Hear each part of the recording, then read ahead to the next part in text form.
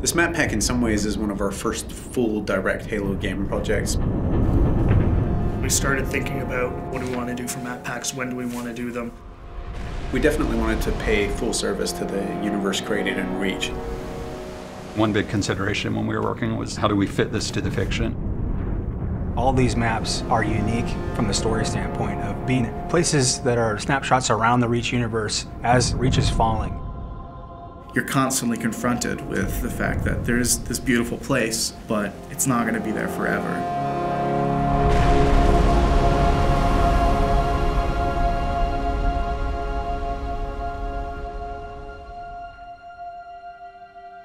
Coming up with the sort of spectrum for a map pack is a really straightforward business and at a very high level. You just say, what do we already have and what do we need to kind of flesh things out?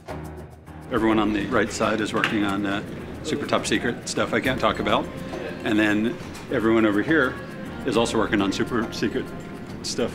Certain Affinity, we're an independent developer. It's kind of spread out where we have our down here in Austin, Texas. In little pods. We're about 50 people now. That team has a lot of experience with the engine, a lot of experience with Halo.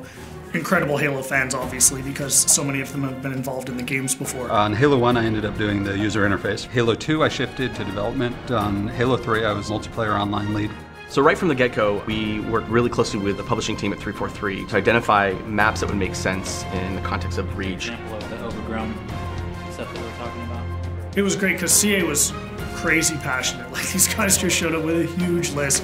And it was more a question of just, okay, well, we can only make so many of these, so, you know, let's get to ones that we think kind of fit the fiction, fit the flow. There was a lot of exploration and a lot of collaboration between the two groups. One idea that came to mind was, wouldn't it be awesome to have a multiplayer map that you can see the planet getting glassed below you? Condemned takes place high above Reach on a space station, somewhat decimated by Covenant attack. So when we started Condemned, we wanted to make a map that was really fun for close range, but still had some long range sniping stuff in it. We're looking at Lockout specifically. What are some of the characteristics about Lockout that we think are so fun, and how can we take some of those and do them in a completely new map? Something that really pulls infantry together in a really tight environment. It is a circular map. You know, how do we prevent people from just getting in this habit of going in a circle and never meeting each other? The low grav center, which we experimented with a couple different ideas on. Starting this one spot where no matter where you are on the map, you can always get to the action quickly, or you can always get across the map quickly. It does change your gameplay style and things you need to do. You're kind of a sitting duck when you're sitting out there in low gravity, floating around. I remember at one point there was a giant energy beam that would come down, and if you were standing on that center platform at the wrong time, you would get blasted to smithereens. It was just encouraging people not to go into the center of the map, which is the exact opposite of what we wanted to do, so we just removed it. The earliest stages of the art pass were dark and much more creepy. If it's dark and industrial, it's really easy to get lost. So over the course of development, we decided to brighten this space more. And make it still retain a lot of the character we originally wanted, but to make it work. On a really tight map like Condemned, it's critical that the player is able to orient themselves. It actually came down to a lot of art coming in and helping us out and doing color-coded rooms. In the comm room, there's actually a big hologram establishing where it's been damaged and that it had been abandoned. Thinking about it like a facility that you would be in, you know, what kind of signage would be around that would help you navigate an airport or a hospital or a military base. One of the effects which we iterated on the most was the shield door effect. We couldn't make it look like a shield from any other shield effect that you have in Halo, because that would communicate a certain functionality. We had to design a new one, and we went through probably 4 or 5 different iterations. Some were way too strong and way too distorted because people want to be able to stand and shoot through the reactor core, and so we couldn't do anything that would really obstruct the view. I think it's going to be really fun when people play it the first time and they think they can go their old camping routines with the shield door and they just get a sticky grenade right in their face and they're going to drop it. At the end, I feel like we have a map which has a lot of mood in each of the spaces and really feels unique, not just in and of itself, but to the rest of all the maps that are within the Halo franchise. We're looking at the story and the fiction, and we really want all of our maps to be set in very distinct locales. Highlands is a military training preserve where certainly Spartans did some training. You have the guard tower in the middle, judging the war games. The Pelican crash landed that had a bunch of Spartan 2s on it.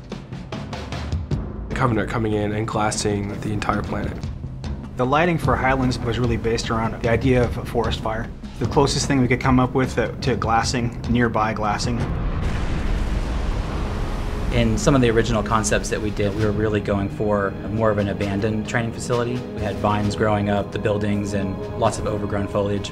Originally, the waterfall, which comes down through the middle of the map, flowed over and actually kind of hid the gully where the ghost is in there.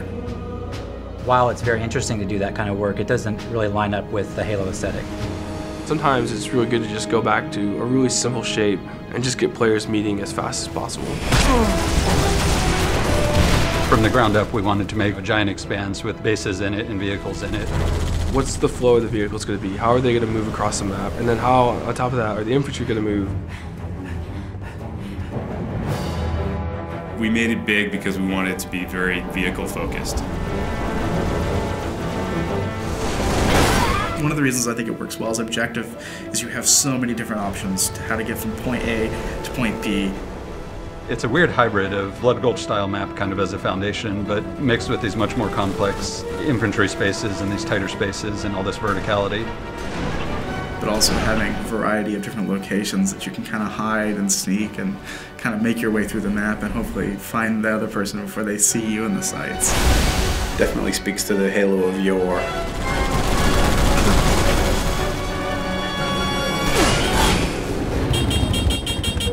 The new expanded Firefight support meant that we definitely wanted to put in another Firefight map. Unearthed is a really dusty, dry, arid environment.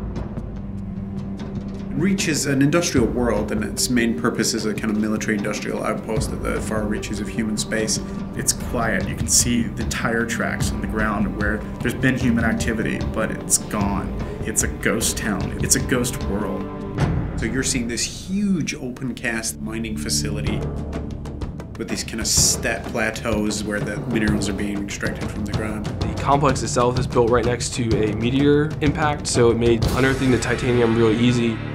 Set, start. Creating a Firefight map is a very different experience. We have to account for all these different types of AI of all different sizes, of all different movement types. Phantoms come in and supply the enemies to the outer perimeter. Hunters are almost 2 times the size of a player. When you go to put a door in, can this giant hunter fit through it? We really wanted to make a map that would allow people to jetpack from multiple levels. We wanted people to be able to armor lock in hallways and block the AI and get them to have to move and do different things. We cater to a wide variety of playstyles. If you want to do close quarters combat, there's opportunity for that in there. If you want to just get in a vehicle and run havoc and run over, 40, 50, 60 grunts, then you can. They want more vehicle combat in Firefight because that just adds a different dynamic than just being a Spartan on foot. There's an inherent oval racetrack, and we have warthogs. So you put 2 and 2 together, you can run laps through the map. So there's literally through the main structure, and then under the bridge, and then back around. You can load up your buddies, get a rocket launcher, rod and shotgun, and then run laps and just rack them up. Just mauling through tons of Covenant. It adds this kind of exclamation point on the excitement and fun that is Firefight. I hope that when players first play Unearthed, that they take a look around and just feel inspired and in awe of the grand scale of things, because it's a huge map.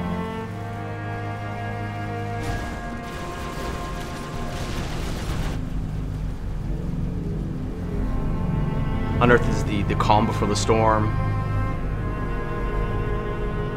Highlands is the storm itself, with all the Covenant ships and the glassing that's happening right there on your doorstep. And then with Condemned at the very end, watching it all kind of go up in flames.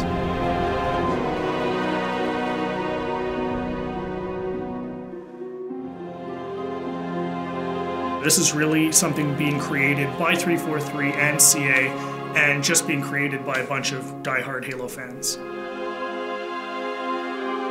This is our core business. This is all we're doing from now on is Halo games and Halo support and Halo maps. We have resources, we have people, and we're going to throw those people and those resources and that talent and that effort to the Halo franchise, and it's a huge responsibility. People should understand that we understand that and we respect that, and we're going to do everything that we can. The community is huge for us in helping us shape what it is that we do next. The more vocal the community is, the more they tell us what they like, the more we can make sure that we try to give them that experience.